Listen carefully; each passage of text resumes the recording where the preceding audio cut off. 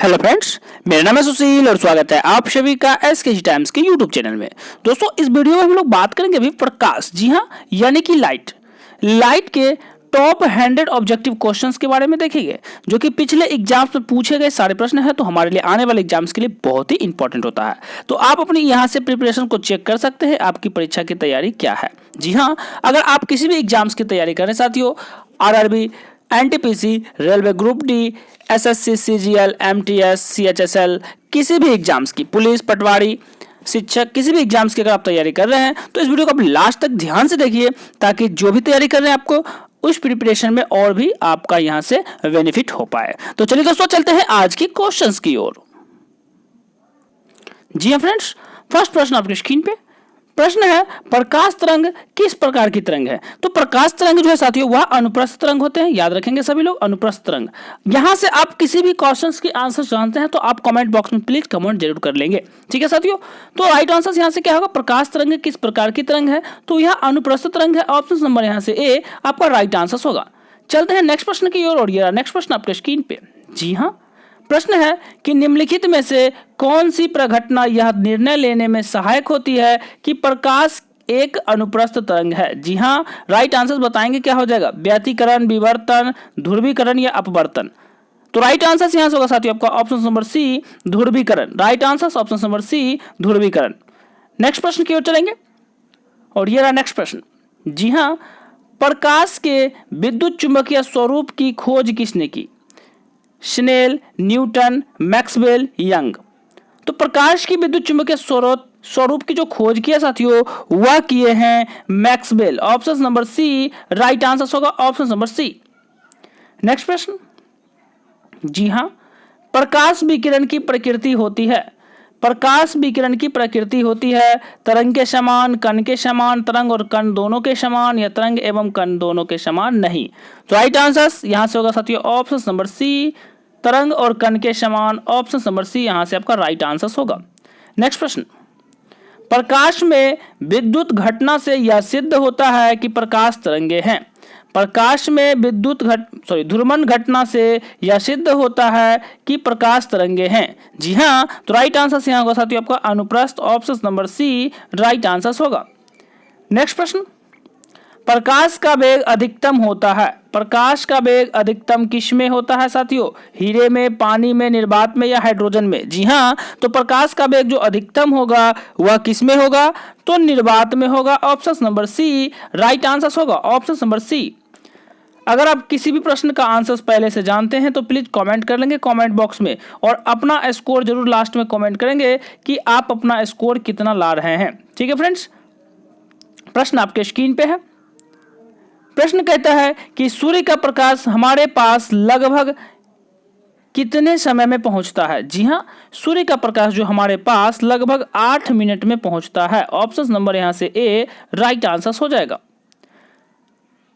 सूर्य ग्रहण कब होता है। जी हां फ्रेंड्स, सूर्य ग्रहण कब होता है, चंद्रमा बीच में हो, पृथ्वी बीच में हो, सूर्य बीच में हो, या सूर्य, चंद्रमा तथा पृथ्वी एक रेखा में हो और बृहस्पति रेखा में ना हो। तो राइट आंसर क्या होगा सभी फ्रेंड्स, राइट आंसर अगर जानते हैं जरूर बताएंगे। तो सूर्य ग्रहण तब होता है जब चंद्रमा बीच में होता है। जी हाँ, ऑप्शन नंबर यहां से ए आपका राइट आंसर होगा। Right answer option number A. अगली प्रश्न, चंद्र ग्रहण कब होता है साथियों, चंद्र ग्रहण घटित होता है अमावस्या के दिन, पूर्णिमा के दिन, अर्धचंद्र के दिन, अमावस्या एवं पूर्णिमा के दिन। राइट आंसर होगा साथियों, चंद्र ग्रहण घटित जो होता है यह कब होता है, तो पूर्णिमा के दिन होता है। ऑप्शन नंबर यहां से बी राइट आंसर होगा, ऑप्शन नंबर बी। नेक्स्ट प्रश्न, सूर्य ग्रहण कब होता है साथियों, तो सूर्य ग्रहण कब होता है सभी लोग बताएंगे अगर जानते हैं तो। सूर्य ग्रहण जो होता है वह कब होता है, तो प्रतिपदा यानी कि अमावस्या, पूर्णिमा या किसी भी दिन, चतुर्थांश चंद्रमा के दिन। तो राइट आंसर क्या होगा साथियों, यहां से राइट आंसर होगा अमावस्या के दिन। जी हाँ, option number A right answer होगा, ऑप्शन नंबर ए। चंद्र ग्रहण पूर्णिमा के दिन, सूर्य ग्रहण अमावस्या के दिन, ध्यान रखेंगे, कंफ्यूजन नहीं होना, सारे कंफ्यूजन को दूर कर लेना है यहां से आपको।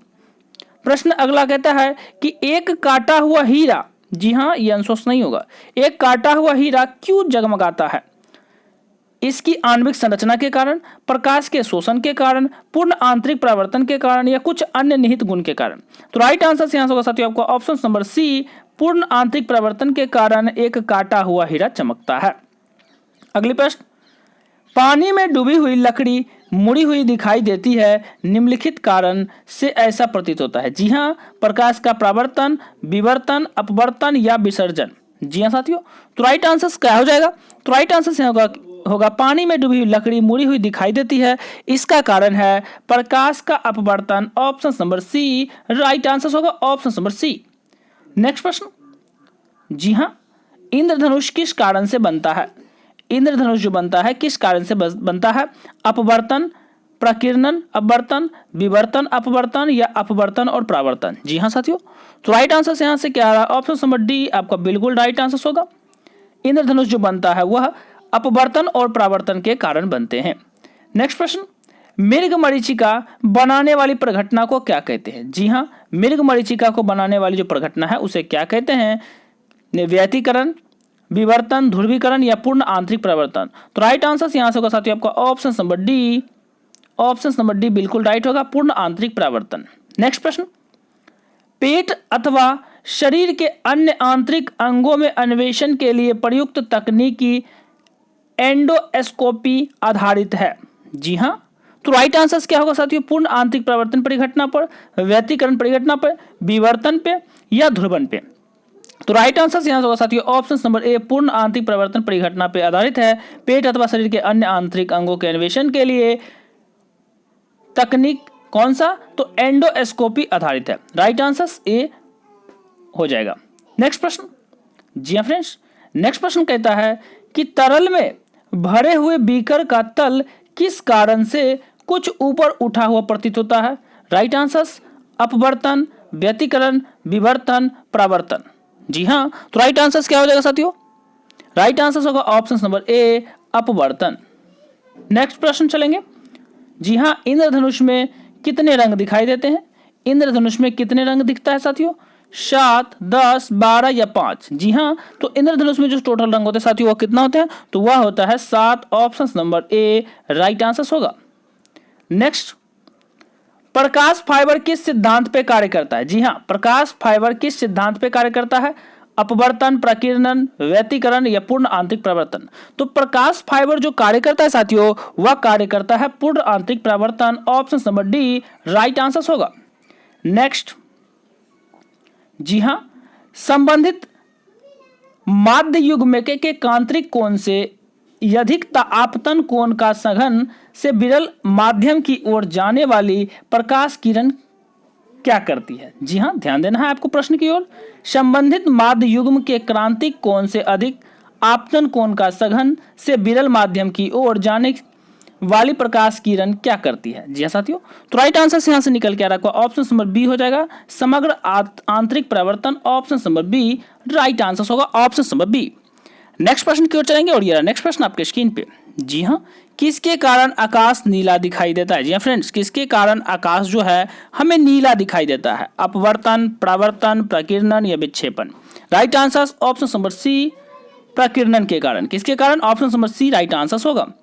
नेक्स्ट प्रश्न, जब प्रकाश किरण एक माध्यम से दूसरे माध्यम में जाती है तो इसकी, जी हाँ, तरंगदैर्घ्य समान बनी रहती है, आवृत्ति समान बनी रहती है, आवृत्ति बढ़ जाती है, तरंगदैर्घ्य बढ़ जाती है। Right answer option number B हो जाएगा, आवृत्ति जो होती है साथियों वह समान बनी रहती है।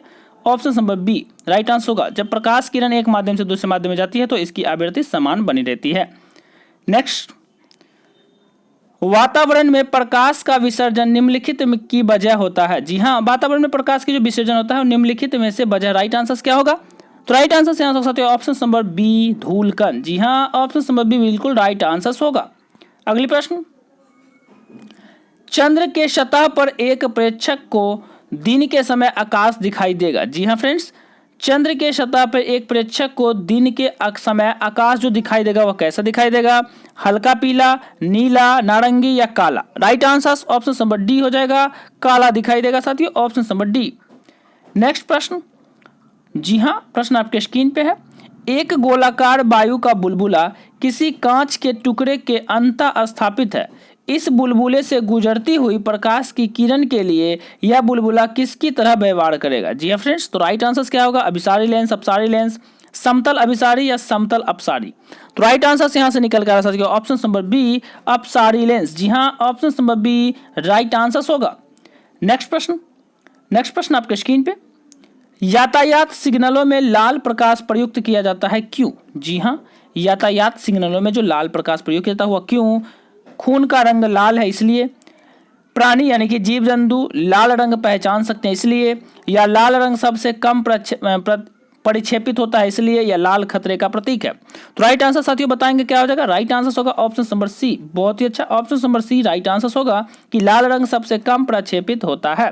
नेक्स्ट क्वेश्चन, जी हाँ, प्रश्न कहता है कि समुद्र नीला प्रतीत होता है। समुद्र जो होता है वह हमें नीला प्रतीत होता है साथियों, तो किसके कारण?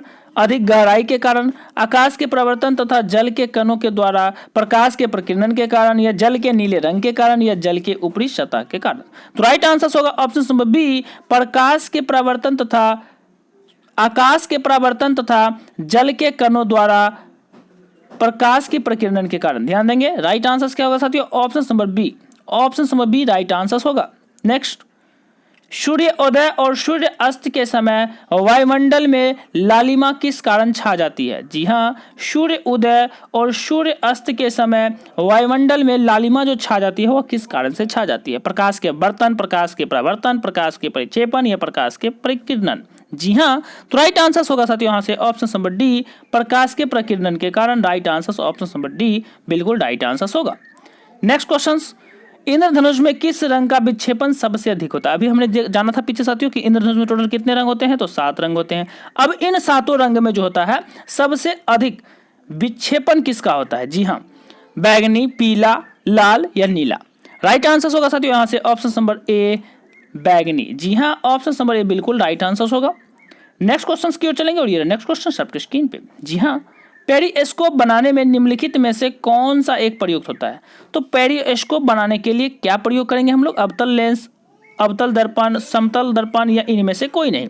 जी फ्रेंड्स, तो राइट आंसर यहाँ से होगा पेरिस्कोप बनाने के लिए जो हम प्रयोग करते हैं वह करते हैं, जी हाँ, समतल दर्पण। क्या करेंगे साथियों?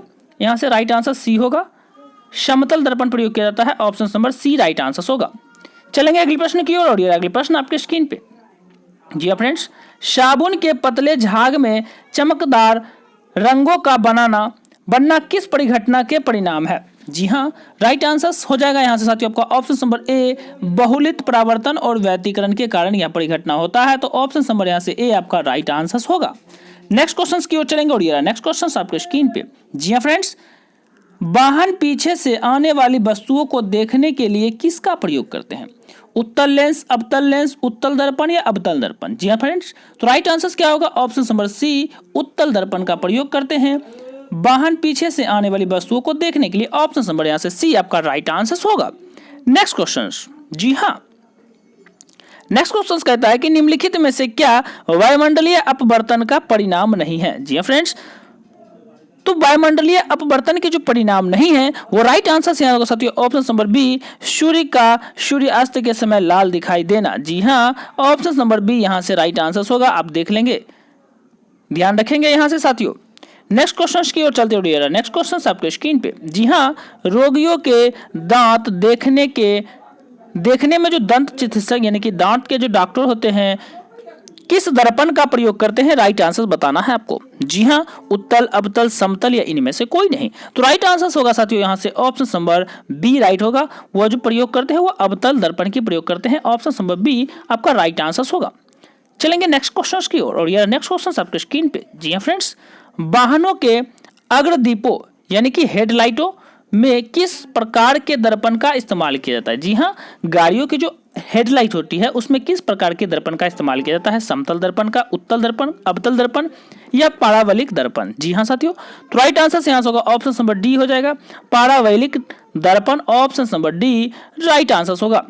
यहाँ से आपको सारे कंफ्यूजन को दूर कर लेना है, क्योंकि प्रकाश चैप्टर है साथियों और इससे रिलेटेड सारे के सारे प्रश्न आपको बताया जा रहा है, जो कि जो भी प्रश्न है सारे प्रश्न पिछले एग्जाम्स के पूछे गए प्रश्न है। दाढ़ी बढ़ाने के लिए काम में आते हैं। जी हाँ, दाढ़ी बनाने के लिए जो काम में आते हैं दर्पण वह कौन सा है? अवतल दर्पण, समतल दर्पण, उत्तल दर्पण या इनमें से कोई नहीं। जी हाँ फ्रेंड्स, तो राइट आंसर क्या होगा यहाँ से ऑप्शन नंबर ए, दाढ़ी बनाने के काम आने वाले दर्पण है अवतल दर्पण। जी हाँ, option number A right answer. अगले क्वेश्चन साथियों, किसी वस्तु का प्रतिबिंब मनुष्य की आंख में कहां बनता है? जी फ्रेंड्स, किसी वस्तु का प्रतिबिंब मनुष्य की आंख में कहां बनता है? Cornea, iris, प्यूपिल retina. तो राइट आंसर क्या होगा साथियों? यहाँ से राइट आंसर होगा ऑप्शन नंबर डी। कहाँ बनता है? तो रेटिना में बनता है। ऑप्शन नंबर डी बिल्कुल राइट आंसर हो जाएगा। नेक्स्ट क्वेश्चन साथियों आपके स्क्रीन पे सभी साथी राइट आंसर करेंगे। राइट आंसर क्या हो जाएगा? जी हाँ, रेटिना पर नेत्र द्वारा निर्मित प्रतिबिंब होता है। तो वह कैसा होता है? वास्तविक उल्टा छोटा, वास्तविक सीधा बड़ा, वास्तविक सीधा छोटा या अवास्तविक उल्टा छोटा। जी हाँ, तो राइट आंसर से होगा साथियों आपका ऑप्शन नंबर ए बिल्कुल राइट आंसर हो जाएगा। ध्यान देंगे, वास्तविक उल्टा और छोटा, यहाँ से option number A right answer होगा। चलते हैं नेक्स्ट प्रश्न की ओर। नेक्स्ट प्रश्न आपके स्क्रीन पे, किसी व्यक्ति का पूरा प्रतिबिंब देखने के लिए एक समतल दर्पण की न्यूनतम ऊंचाई होती है। जी फ्रेंड्स, किसी व्यक्ति को पूरा प्रतिबिंब देखने के लिए एक समतल दर्पण की जो न्यूनतम ऊंचाई होती है वो कितनी होती है? तो राइट आंसर क्या होगा? यहाँ से ऑप्शन नंबर बी हो जाएगा, व्यक्ति की ऊंचाई की आधी होनी चाहिए। जी हाँ, ऑप्शन नंबर यहाँ से बी आपका राइट आंसर होगा। नेक्स्ट, एक वस्तु को दो समानांतर समतल दर्पण के बीच रखी जाती है तो प्रतिबिंब की संख्या कितनी होगी? जी हाँ, ध्यान देंगे साथियों, एक वस्तु को दो समानांतर दर्पण के बीच रखी जाती है तो बने प्रतिबिंबों की संख्या क्या होगी? 4, 1, 2 या अनंत। तो राइट आंसर से यहाँ से क्या होगा साथियों? आपका ऑप्शन नंबर डी हो जाएगा, अनंत प्रतिबिंब की संख्या बनेगी बहुत ही अनंत। ठीक है, नेक्स्ट रहा आपकी स्क्रीन पे, सारे साथी राइट आंसर करेंगे। क्या हो जाएगा? जी फ्रेंड्स, यदि एक व्यक्ति को समतल दर्पण जो 60 डिग्री कोण पे आतन है के बीच खड़ा हो तब उसे प्रतिबिंब दिखेंगे। तो ये ऑब्जेक्टिव टाइप्स क्वेश्चंस है। तो अगर आप ऑब्जेक्टिव टाइप्स क्वेश्चंस की प्रैक्टिस करें तभी बना पाएंगे। तो यहाँ से राइट आंसर जान लीजिए क्या हो जाएगा। तो राइट आंसर से यहाँ से साथियों option number C right answer होगा। Option number C right answer 5। प्रतिबिंब की संख्या कितनी हो जाएगी? तो 5 हो जाएगी। ठीक है, तो उम्मीद करता हूँ कि साथियों आपको जो भी प्रश्न अभी बताया गया सारे प्रश्न आपके लिए बहुत ही यूजफुल होगा। जी हाँ, सारे प्रश्न आपके लिए बहुत ही यूजफुल होगा और आप आने वाले एग्जाम्स में अच्छी खासी तैयारी इसी तरह करते रहिए क्योंकि बहुत ही जल्द आपकी एग्जाम्स होने वाली है। और लास्ट में फ्रेंड्स आपसे एक रिक्वेस्ट करना चाहता हूँ कि अगर अभी तक आप चैनल को सब्सक्राइब नहीं किए हैं तो प्लीज़ चैनल को सब्सक्राइब कर लीजिए और साथ ही साथ घंटी के चिन्ह को भी प्रेस कर लीजिए ताकि आने वाले वीडियो की नोटिफिकेशन आपको मिल सके। अगर हो सके तो अपने फ्रेंड्स के बीच में भी इसे शेयर जरूर कर लीजिए। जी हाँ, और अपना कॉमेंट जरूर कीजिएगा साथियों कि अभी जो टोटल इसमें 40 प्रश्न बताए गए। जी हाँ, टोटल 40 प्रश्न बताए गए। ये पार्ट 1 था और पार्ट 2 में भी और प्रश्न बताए जाएंगे तो पूरे 100 प्रश्न आपको यहाँ बताया जाएगा। तो इस पार्ट में आपको कितना नंबर आया साथियों? 40 में आप कितना मार्क्स लाए हैं अपना स्कोर कमेंट जरूर कर लेंगे ताकि इसी आधार पे अगली प्रश्न मैं आपके लिए बना सकूं। जी हाँ, और यहाँ पे साथियों आपको गणित, रीजनिंग, जनरल साइंस तथा जनरल नॉलेज और प्रीवियस के क्वेश्चंस भी बताए जाते हैं। तो प्लीज आप चैनल को सब्सक्राइब जरूर कर लेंगे। ठीक है, तो उम्मीद करता हूँ कि आज की वीडियो जो थी साथियों आपको 40 जनरल साइंस के क्वेश्चंस आपको बहुत ही आने वाले एग्जाम्स में काम आएगी। तो आज के लिए इतना ही रहते हैं इस वीडियो में, फिर मिलते हैं हम लोग पार्ट 2 में और प्रकाश के क्वेश्चंस के साथ। तो इसी के साथ इस वीडियो को द एंड करते हैं। सभी लोग अपने घर में रहेंगे, सुरक्षित रहेंगे। फिर मिलते हैं नई वीडियो में नई जोश, नई एनर्जी, नई मॉर्निंग के साथ। तब तक नमस्कार। अपने आसपास स्वच्छता बनाए रखेंगे। धन्यवाद।